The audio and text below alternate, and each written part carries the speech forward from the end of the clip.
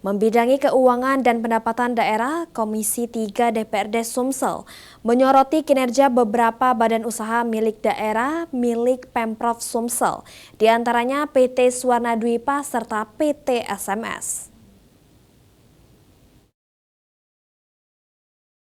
Tidak seperti BUMD lainnya seperti Bank Sumsel Bubble, Jamkrida maupun PT SEG.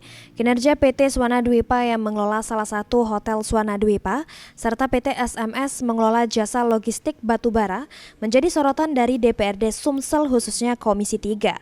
Disampaikan oleh Wakil Ketua Komisi 3 DPRD Sumsel, M. Nasir.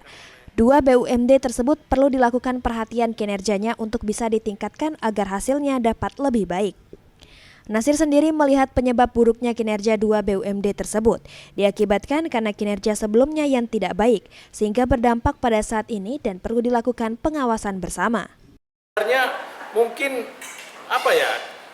kinerja dari tahun-tahun sebelumnya gitu ya.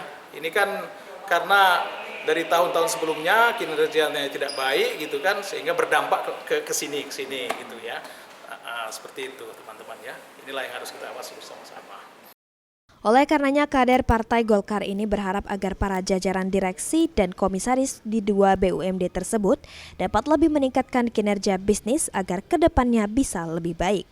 Tim Liputan, PAL TV.